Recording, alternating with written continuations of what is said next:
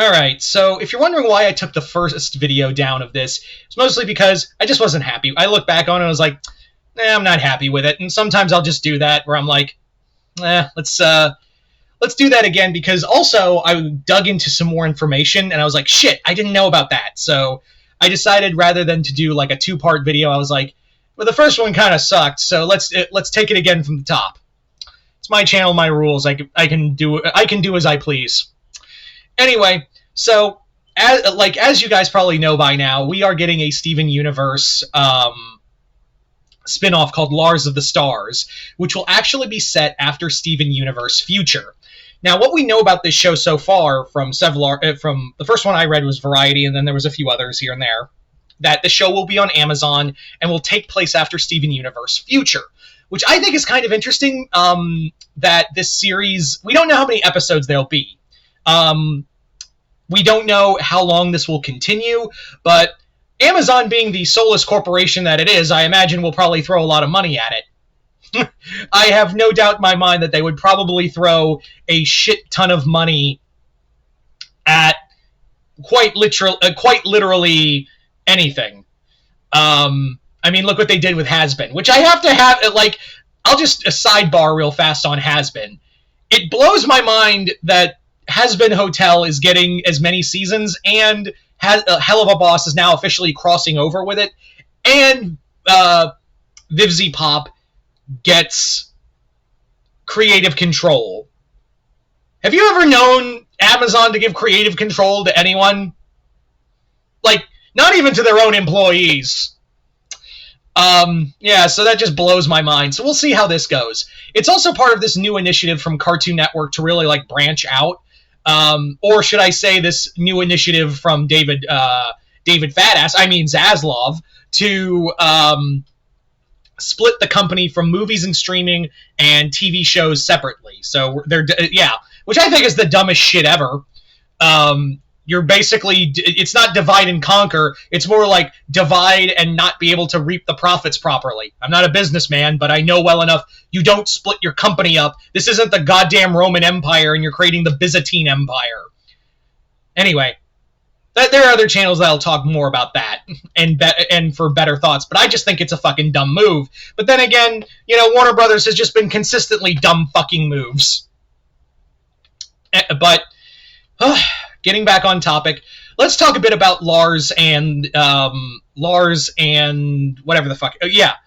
Lars of the Stars. That's it. Lars of the Stars, like I said, is going to be a continuation of the series, and it's Lars going back out into space to as quoted, fight evil authorities, save the Starways, and unlock old dark secrets of the Gem Empire's past, which they called the Fallen Gem Empire, which I'm kind of like, I don't really know if it really counts as like a Gem Empire. I don't think it counts as like a Fallen Empire. I don't think it counts as a Fallen Empire. I think it counts more along the lines of, I think it counts as more along the lines of a, what was it? Empire turned democracy. Sorry, I lost my train of thought there.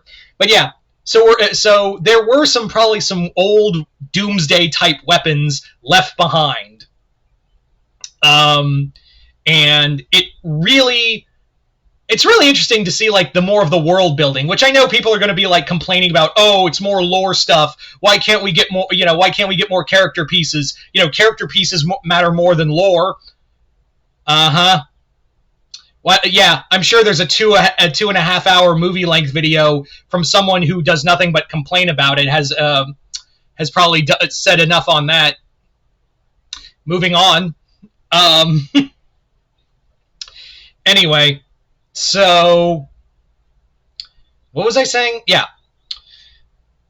The big thing is that, and I do get it, that some people do agree, I even have a problem that sometimes lore building can get in the way of characters, because at the end of the day, characters are what matter, and the lore building is really cool, but at the same time, if you don't use that lore and apply it to a universe properly, what's the fucking point? Case in point, Star vs. the Forces of Evil. Star vs. the Forces of Evil is a perfect example of cool lore. Why the fuck didn't we get it, right? So it's cool that, like, we're going to see lore building and more of a, cosmic swashbuckling kind of story, like almost like the Guardians of the Galaxy or the Starjammers with Lars's perspective. And Lars, if I remember right, Lars wanted to go back in space, but the Off-Colors didn't. I could be wrong.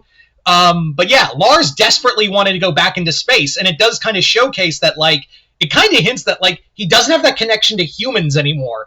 He died. He became something else. So the idea of Lars kind of, like, losing his humanity and having that disconnect with humans, I hope they play with that. I do hope they really play with the idea of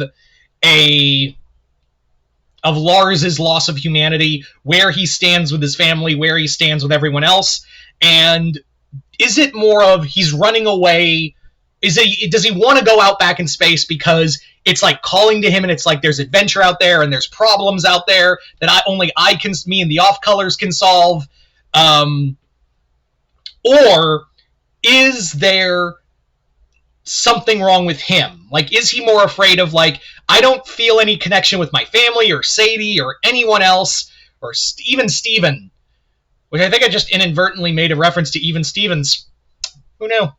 But yeah, so Lars, that's what I'm most curious about. But also, we have that whole thing of fighting authorities, and it makes me wonder, like, what kind of authorities are out there? Like, what kind of, forces could be out there lurking in the Starways, such as, other alien races, other gems. Someone did comment that, like, yeah, Aquamarine, that was the one I was remembering. Aquamarine and Ruby, who became Bluebird Azurite, they had a whole fucking thing about, they didn't like how things went in the Gem Empire after it fell and wanted to kill Steven.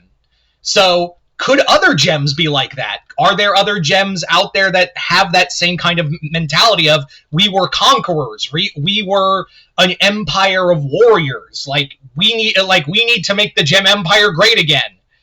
Ugh. I had a bad taste in my mouth about that one, about saying that. Not sure why. Anyway, so the fact of the matter is, there's a lot of, like, fallout to, like, just suddenly doing away with your empire. One of which being, a lot of the alien races you oppressed aren't exactly cool with the shit you did. You may be saying, oh, I'm changed, and now I sing songs about how bad I've been. Your songs aren't going to mean shit to the guy whose planet you glassed about 100 years ago and made his race a migrant fleet.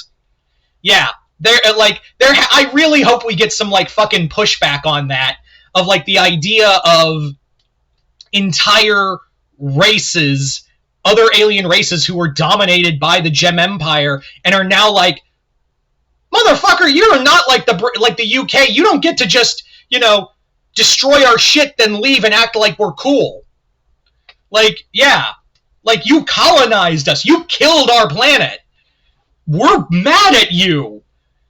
Like, I would love to see that I would love to see more of that, of this universe of other I'm hoping to see other alien races and all these other alien species. Like, are these motherfuckers for real, or they just think we're gonna forgive them? And it does make me, and again, going back to, like, other gems, like, are some basic gems going to be cool with this? I imagine some aren't. And it makes me also wonder of, like, who could be joining Lars? Because, again, if I remember right, a lot of the Off-Colors didn't want to go back into space either. So maybe we could get if the Off-Colors come back, be cool, but there's also that thing of, well, the Off-Colors found they can be themselves in safety in Little Homeworld, but at the same time, Lars kind of needs a crew around him if they just want to stay. So it makes me kind of hopeful that maybe this time around he gets to be with the Gem B team, such as, like, have Bismuth, Peridot, Lapis, and Jasper. Because there's a lot of shit we didn't talk about with Jasper in Steven Universe Future. Like how her and Lapis never had a moment of conversation about, hey, we had a toxic relationship as in that fusion we had, and there's also a whole thing that you kind of forced yourself on me. So I feel like that's a conversation like Jasper and Lapis need to have, that they had this awful toxic fusion, and they basically never bring it up that now essentially Jasper's just was living in little homeworld wrecking shit, but no one knew what the fuck to do with her. So I'm kind of hoping maybe this time around we can give Lapis, Jasper, Peridot, and Bismuth more stuff to do in this new half of the show. Did I say Peridot too? And I think they would be cool to play off of Lars as well. So a lot of cool shit. I'm hoping to see what they got made, but again, like, let's just hope it's a good series. Anyway, so you guys tell me in the comments below, what do you guys think of Lars of the Stars? Are you guys excited? What kind of what are you hoping for with the series? Like, what are you hoping for? Like, are you hoping to see other alien races? What are you hoping to see with, like, the fallout of the gems becoming a democracy? And would you want it to be the off colors, or would you prefer the B team of the crystal gems? Just comment below, let me know. Other than that, hope you all enjoyed this. I'm Mr. Multiverse. I'll see you next time in the Multiverse.